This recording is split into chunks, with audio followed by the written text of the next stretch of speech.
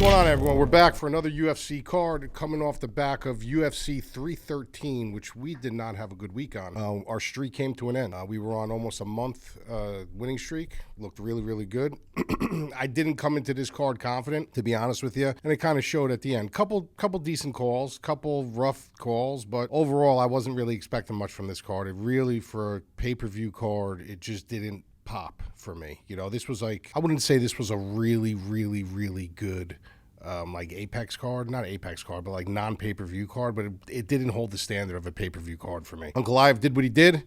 I said it to Bush all week. I said, I got this knot in my stomach all week that Uncle Live's going to be Pereira. That's what happened. Justin Gaethje, Fiziev kind of went down as the same way as the first fight, right? Fiziev looked really, really sharp in the beginning, started losing steam. I mean, some of it you can kind of blame on the short camp, traveling across the world, you know, all that stuff. But at the end of the day, Justin Gaethje he continues to prove that his chin isn't gone from that massive knockout in the last fight. He took some big shots, big body shots, big head shots, and just continues to persevere. Like, the guy's phenomenal. Like, there's one thing about Justin Gaethje, you cannot deny it. There's a lot of people who thought when he came into the sport, it'd be like suicide. This kid was just going to come in and either wreck you or get wrecked, and he was going to have a short career, and he's going to go.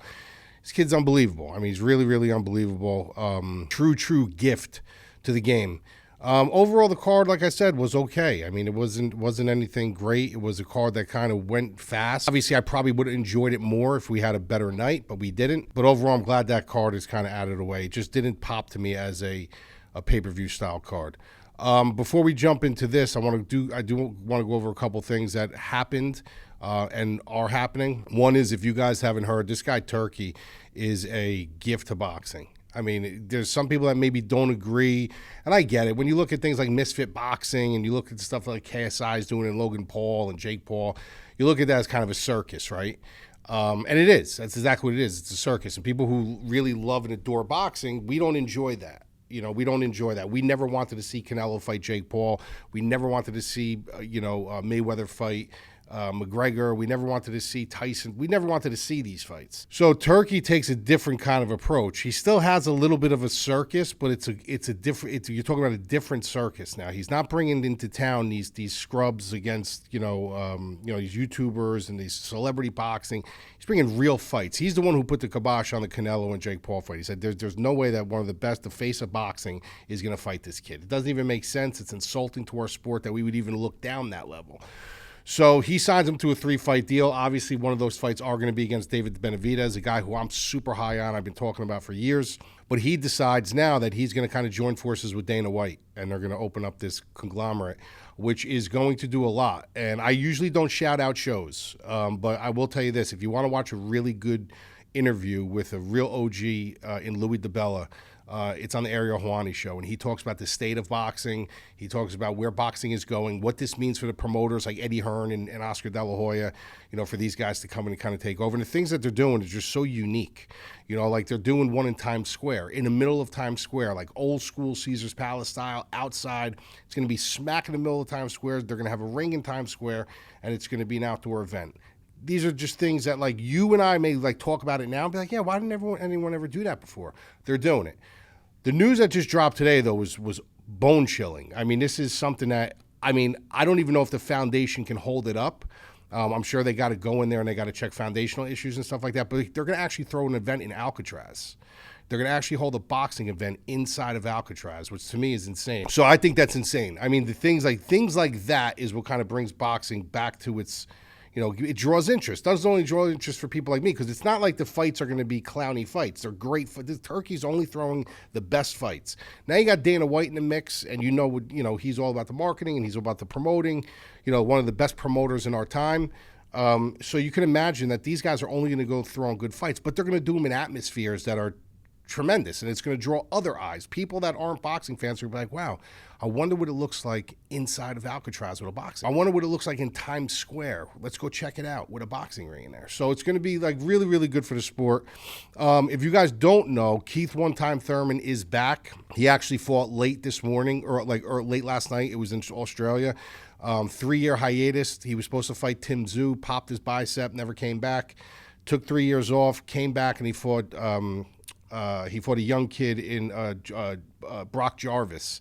Knocked him out in the third round. I saw the highlights of the fight. I missed it. I thought it was 11 a.m. this morning, so I kind of slept through it. But it went to the third round. He got, he looked good. I will say, for a guy off 3 years, in his late 30s, he looked good. His hands still looked sharp. He still had power. Knocked him out with a nasty uppercut and then a follow-up shot. But if he's going to fight Tim Tszyu, he's going to have to clean up some things. And I saw that within the 3 rounds. There's certain things that Brock did catch him with in the body. He was kind of retreating a little bit. So there's certain things that he's going to have to clean up if he fights Tim Tszyu. But that's a fight everybody wants to see. And if he beats Tim Tszyu, that can set up him for some bigger fights. Errol Spence, things like that. Like that can set him up for some good fights. So I wouldn't say he's back, but he looked really good. I got to give him the credit. He looked really, really good. So now we move over to MMA. Before I go over MMA, I did talk about a product a couple weeks ago that I totally dropped the ball on because I never even showed you the product. I was literally just talking about it. It's called 230, this product. Okay, and basically what it is a pre-recovery drink. A buddy of mine and somebody else back in Jersey who own one of the biggest gyms and the best gyms, probably in the East Coast. I mean, it's one of the nicest gyms I've ever stepped into, and I've been into gyms my entire life. They started this water-soluble product, and it started with alcohol. That's why it's called 230. I figured 2:30 a.m. probably, right? So basically what you do with this drink is you can mix it in your alcohol. So you can mix this in your white liquors, your Bacardis, your vodkas and stuff like that. And basically it hydrates you as you're drinking. You know what I mean? So back in the day, they used to have Sky Vodka, all that bullshit that they said it was hangover proof. That's all nonsense. This actually hydrates you while you're drinking your alcohol. It sweetens it with a little touch of different flavors. Kiwi, strawberry lemonade, lime is my favorite. And it kind of hydrates you through the night as you're having your cocktails with your friends. Also, if you don't drink, like myself, I'm not really a big drinker, I utilize this through the day. I just mix it with water, I shake it up, I drink it. A lot of these drinks, the most important thing about this, a lot of these drinks have a lot of sodium in them. And they tend to blow you up. You urinate a lot, it'll blow you up. So you can't drink too much of them. It doesn't have any sodium in it, any sodium chloride or anything like that. It's literally pink Himalayan sea salt. So everything in this product is top-notch. A lot of these products on the market, I don't think any of the products on the market have what this is capable of doing. So definitely check it out. 230 pre-recovery. They got a bunch of different flavors. They told me they got some new flavors coming out. I don't endorse products. I never endorse products.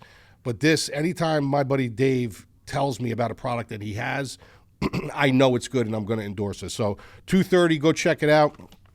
Tell him Large Marge sent you. So we get to this card now. Not a good card. I'll be honest with you, not a good card. It's not a card I really want to rebound back from. Coming off of 313, just for the mere fact my confidence really wasn't there for that one. Then coming back, you're like, oh, I'll get it back this week. And then you look at this card and you're like, holy shit. Anyway, we got to do it. Like, we have fights every week, and we have a lot of things coming up in MMA, though, outside of this, and just combat sports in general. We got a lot of big boxing fights coming out. We got the new GFL coming out, plus the UFC and their fights that they're throwing. So we have a lot of content that we're going to be throwing. Now that Dana White took over boxing as well, we're going to be we've been covering boxing like crazy, but we're going to be covering a lot more boxing. And to be honest, we have none of these content providers, these MMA guys on YouTube and the touts, they don't cover boxing. They make fun of boxing. If you go deep into their Twitters and you go to things that they say, they make fun of boxing. They don't talk about boxing. We're the only ones. So if you're going to get any kind of content for boxing, like, there really is no other place. It's not even that, like, I'm saying I'm better than this one or I'm better than that. There's just no other place. Like, if they're going to start talking boxing now, then what good is it? You know what I mean? So definitely want to probably subscribe, especially now that this deal is in place. Go to madlabmma.com. You get your boxing, you get your mixed martial arts, you get GFL, you get UFC. I mean, everything combat sports. Plus, we got guys in the Discord that are nonstop with, the March Madness, with NBA, with golf, with everything. Like, we got guys in there nonstop just funneling information into our Discord. So, it's kind of a no-brainer, but I'll leave that, guys. I'll leave that up to you. So let's go right to the main event. Marvin Vettori and Roman Dolidze. I was never high on Roman Dolidze. I got a soft spot in my heart for Marvin Vettori because I am Italian. He's from Italy. So obviously I've always wanted that Italian champion. Doesn't seem like Italy really produces that many great mixed martial artists. They're there. They have them. They have some decent guys, but and girls, but they're just not pushing through. They're not pushing through the bag yet. And I really did at one time think Marvin Vettori had a good shot. I was like, this could be our shot here. This could be our shot to maybe get a guy who maybe can grab the strap. And even if it's not for too long, you're just an Italian guy to still grab the strap. Never happened. Roman Dolidze, I was never super high on him. I know he's got a good grappling game. I know he has matured as a fighter. I do also know he has had conditioning issues. He doesn't make the greatest decisions in the cage. His durability has been a concern for me in a lot of his fights, even though he has taken a step back now and he's not so push heavy. Then when you look at Marvin Vettori, he's another guy. He's got a lot of good skill sets that sometimes he doesn't use all the time. He does have a decent wrestling game. His striking to me is okay. It's a little goofy-footed. It's a little, Stone Man looking, Flintstone looking. But he can get away with it because he's got unbelievable durability. The guy's got a blockhead, and he's just so hard to hurt and knock out. And he also does have pretty good cardio. But he has moved camps. He is not on the West Coast anymore. He used to train right by us over here a couple miles away at King's MMA. Now he trains over at ATT. So you're kind of curious to see, all right, what has this guy been doing off of his injury, off his time off. And, I've listened to some interviews and I've listened to him talk, and he just seems a little bit less abrasive where, back in the day, in previous past, he was very hot-headed. He's getting into arguments with people in hotel rooms. He would let his emotions get the best of him. So now you got two guys that kind of learned, like, okay, well, I let my emotions get the best of me in some of my fights and I gassed out. And then Vettori says, I let the emotions get the best of me and sometimes I didn't fight in my best performance. So it's kind of interesting, the approach. You're not sure what approach that both of these guys are going to take. But for my money, I got to go with Marvin Vettori. And this is not like a homer thing. This is just in a 5-round fight with two guys that are comparable in their styles and skill sets. I've seen Dolidze rocked. I've seen Dolidze gas out. I've seen Dolidze like declining during the fights where you've seen Vettori get chipped up and you've seen him, decline a little bit, but his cardio is good. His durability is good. He like little things like that, little edges like that will give you the advantage down the stretch. 3-round fight, we might be talking about a different story, but a 5-round fight, when it gets to that 4th and 5th round, if it gets there, and you got to start leaning on certain things. You got to start leaning on your durability. You got to start leaning on your cardio and stuff like that. Who would you trust more? Do you trust Dolidze more with cardio and durability, or do you trust Vettori more with cardio and durability? For me, I trust more with Vettori. He's got a huge sample size of how durable he is. He's got a huge sample size of, his cardio, and Dolidze not so much. He shows it in spots. He definitely looks better. He definitely looks like he's matured, but I just trust Vettori a little bit more. So my call here, I'm going to go Marvin Vettori. I'm going to say Marvin Vettori by decision, but I can see him stopping this sometime in the 4th and 5th round. Next fight, Njokuani versus Oleksiy dos Santos. This is another fight that's interesting to me because this is like the tell of two tales kind of, right? Njokuani, we know what he is. He's a really, really good striker. We also know him for getting nastily knocked out. Oh, no, that wasn't him. Very, very good striker. He's been in a multitude of different companies fighting. Good power. An intelligent guy. I would say his listen, just because a guy's not good or loses some fights doesn't mean he doesn't have good cage IQ. That's all he's really capable of. You know what I mean? So he utilizes his tools that he's capable of very well. So his cage IQ is pretty good. It's not bad. Oleksiy dos Santos, on the other hand, I just look at him as a little bit more well-rounded. He's a good striker. He's, obviously a savvy veteran. The thing with him is he has taken a lot of damage. Like, he has been through it.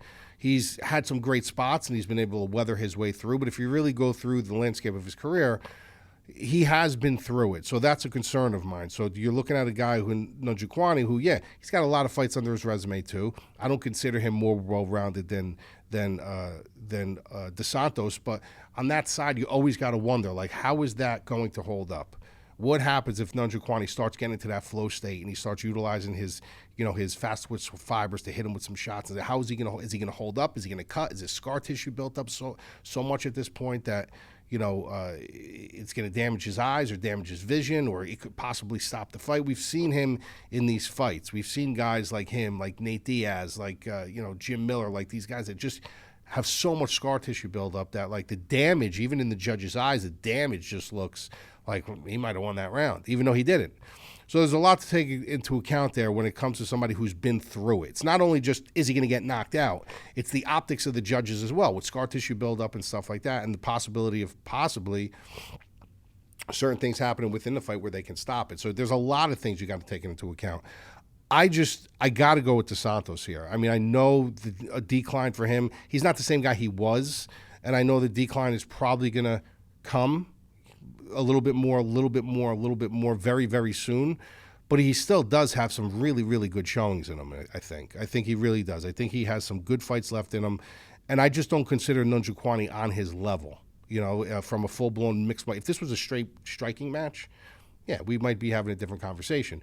But, Dos Santos has got so many different ways that he can win this fight, so many different ways that he could take this, to places where Njokuani really only has that solid place. He needs range, he needs distance, he needs to catch you at the end of your punches, and Dos Santos can take all that away. He can also strike with him. He's a very, very well-versed striker, and I probably think even though Dos Santos has been through it, I think I like his durability a little bit more than Njokuani here. So I'm going to go Aleksei Dos Santos. I'm going to go Aleksei Dos Santos by late finish. Next one, we got Alexander Hernandez versus Kurt Holobaugh. So you're going to see a pattern on here, right? You're going to see some of these older guys coming in to fight newer guys, or an older guy coming in to fight a fringe guy, and you got to kind of wonder what the UFC is trying to do here. Alexander Hernandez and Kurt Holobaugh, I don't know what they're trying to do here, to be honest with you, because you got one guy who's fringe, and you got another guy who's aging, and he's probably almost on his way out, even though he's still fighting at a high level.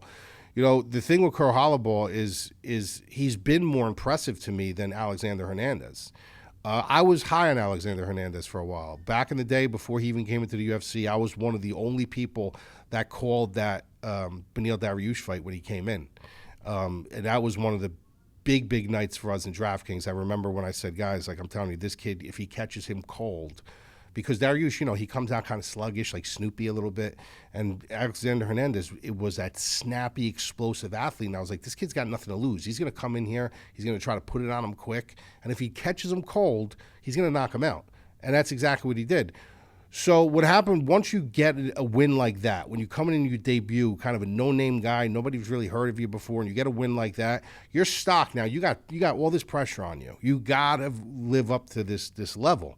He fights Cowboy Cerrone. Obviously, we know what happened there. Cerrone completely, obliterated him and humbled him. And the pattern with Hernandez, his entire career since then, has been he looks awesome in the first round. He looks great, for the time that he's in there and he's kind of flowing. And then he just kind of goes right off a cliff and he goes down. His cardio starts, dipping. He starts backpedaling. He starts skirting the cage, starts getting pieced up. His defenses start, just kind of declining. You can see his power bar declining. He'll shoot from really odd angles, and, from nothing is really tied together right. He's kind of fighting to survive at that point. And it's been a complete. Now, listen, he's had some good showings. He's had some really good showings where he came out and we're like, all right, maybe he's back. And then it's just right back to the old school Alexander Hernandez. He showed it numerous times where you put your faith in this kid. And I put my faith into him one too many times. You put your faith into this kid, and then after the first round, you're kind of feeling good about it. You're kind of feeling good about it. Then all of a sudden the second round comes and he's backpedaling and the mouth is open and he's breathing heavy and he's getting picked apart. And then he looks like a deer in headlights. It almost looks like he has a fucking sad face on. So I just can't, even though he should win this fight because he's the more athletic guy, he's the more explosive guy, he's the more, he's got a new team around him now that he built with guys like Royval and stuff like that. I think they're called the Boys or something like that. So he's got a lot of things to look forward to, and he also has said in his interviews that, look, I don't put this pedestal on anymore. I don't look like I'm going to be a champion. I come in here now. It's the point of I need security. So he needs to fight to stay on the roster. So he's fighting for a totally different thing. Where about a year ago, 2 years ago, whatever, when he first came in, he was fighting for a championship. He wanted a belt. He wanted to prove to everyone he's a champion. Now, with these wins and losses, up and down, now he knows, look, forget about a championship. I need to fight for security. I need to fight to stay on this roster. So now you're fighting for survival at that point. So I'm expecting to see a good version of him. But the fact of the matter is that storylines just keep coming out the same way. with this kid's fights. And with someone like Kurt Holloway, yeah, he's not an athletic guy. He is 6 years older. He's got plenty of holes in his game. But if he can get out of that first round, he can start weathering a storm, and he can start putting the grind on Alexander Hernandez. You're going to see the same story. You're going to see the same story happen again. You're going to see Alexander Hernandez start to fold. Now, maybe he doesn't. Maybe like he's got this new revived sense about him, or he has one of those really, really good fights. But I can't do it no more. I've trusted this kid one too many times and had my, not heartbroken, but like sitting there saying, all right, come on, he looks good. First round, good round, good round. Then second round, I'm like, here we go. It's back to the same thing. It's back to the same old game with Alexander Hernandez. So I'm gonna just say I ain't going down that path no more, and I'm gonna go with Kurt Holloway here to win this fight as an underdog.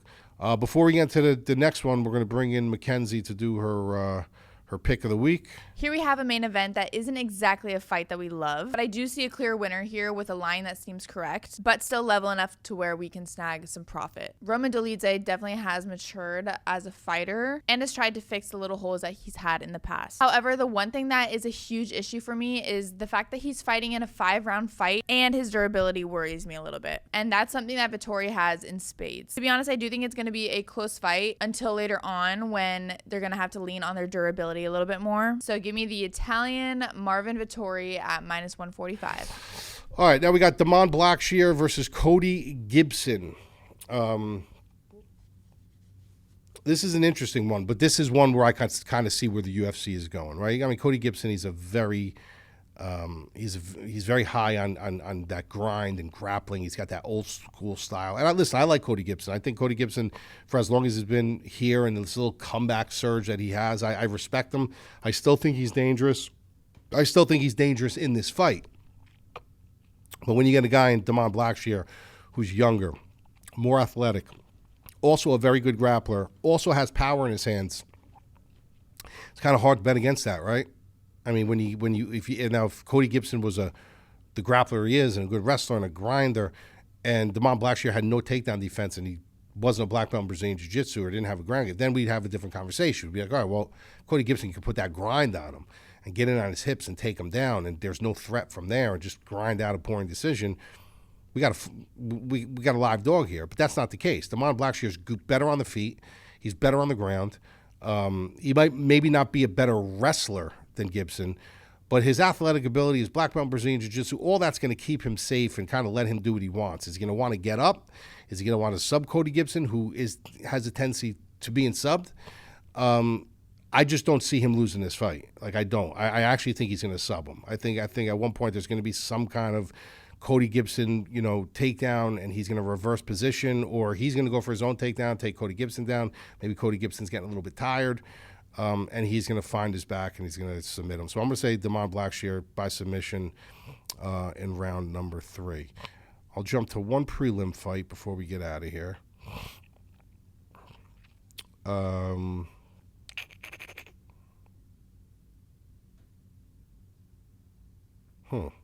Which one should we do?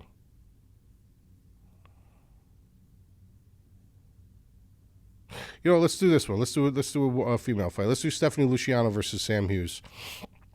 At this point in time, like, what is Sam Hughes? Like, this is a girl who you got to respect her, right? Because she really shouldn't be where she is right now. She is a perfect example of overperforming, but overperforming because she is a dog. Like, what she lacks in skill, she has within her heart to just kind of push through and, bring that violent, nature of never giving in. And that will carry you. It won't carry you far. It won't carry you to a championship. It won't carry you to the top 10 or top 5, maybe in her division. But look at guys like Darren Elkins. Look at guys who have lived their life like that. Darren Elkins, guys who just didn't have, even guys like Alex Morono, who he's got some skill, but he's not an athletic guy. So he'll win some fights, he'll lose some fights, he'll win some fights, but they'll never be that top echelon. And that's Sam Hughes. Like, she'll never be that top echelon. She's on a rotating door of wins and losses. She beat Dudikova, good win. She lost to Yaragui. She beat Amorum, who was a very good grappler. She lost to Pierre Gonzalez, beat Elise Reed, Estela Nunez. But before that, when she first came into the UFC, it was like, what is this girl even doing on the roster? She lost 3 straight. She's 0-3. And they kept her on. She came back. She kept it back against the wall. She kind of realized from that point on, look, I'm not ever going to keep up with the top girls. Like, I need to utilize something that they may not have, and that's just be dirty, be grimy, have that Darren Elkins mentality. And that's what kind of wins her fights. But now, she's going against somebody who is younger. She's more athletic. I think she has more upside than her. And the reason why I'm bringing this fight into the equation with this card, I took it off of the prelims, and why I picked this fight is because I think this could be a very trappy fight. I think a lot of unknowledgeable people kind of fall in love with these, some of these fighters when they don't really just realize, look, she's good. She's in the UFC. She's sustaining herself there. But she's still, if you played Mike Tyson Punch-Out, she's like Glass Joe. Like, she's that level. She's there, but she's not very good. And if you have a good skill set and you understand, like, you're going to have to go through a moment, and you're going to have to go through a grind, and you're going to have to maybe, get off your back or wall walk or shuck a few takedowns before you can start piecing her, you can beat her. Like, you can beat her. I think some of the losses that these girls have had against her was because they just kind of overlooked her. They were like, this girl's 0-3, and then she comes in and she beats Estela Nunes. Then Elise Reed, she's 1-3, and they come back and they're like, shit, I lost. It happens. Like, people do overlook fighters, And I think at this point in time, people are kind of hip to Sam Hughes, saying, look, she's not very good. She's not someone on your resume that you're gonna be like, oh my God, look, she beat Sam Hughes. But she's dangerous. Like, we know now that she's kind of dangerous. So I don't think Stephanie Luciano is going to take that approach. I think she understands, like, yes, it's a step in the right direction. It's somebody who has experience. It's somebody who has fought a lot of decent names. But it's nobody I should lose to. Like, it's nobody I should lose to. So I think Stephanie Luciano wins this fight. I think a lot of people are going to get caught up in the Sam Hughes trap this week because of, information coming from this way, information coming from this way. So listen, you do what you want, but my opinion is I think Sam Hughes is like the darling, one of the darling traps this weekend, which I'm going to be staying away from. I'm going to be staying away from the fight in its totality, but I'm definitely not getting baited into that Sam Hughes trap. So I personally wouldn't. If she wins, congratulations, it wasn't a trap. But I just looked at this like this is kind of trappy. People are going to be jumping on Sam Hughes this week, and I just don't see it. So that's it until next week. If you guys haven't signed up for the newsletter yet, you guys definitely should. It's very transparent. It's called the Transparency Report. We send it out literally the next day after the fights. We tell you exactly what we've done. We tell you, what kind of week we had. If there's any big winners, we talk shit about each other. If we do bad, like, it's a very transparent report. Nobody in the industry does it. Everybody wants to, sit in front of a TV and film themselves a pre-recorded video about, if they want to bet or who's, retweeting check marks and cash and calling people stupid names. And we don't do that. We literally are very transparent, because then when they lose, you never hear from them. We send you an entire report every week of exactly what we did that week. And you don't need to be a member. It's just kind of keep you up to date. Go to the madlabmma.com, go to the bottom, put your name, put your email in the newsletter spot. It's completely free. You don't need to be a member. And we will see you next week.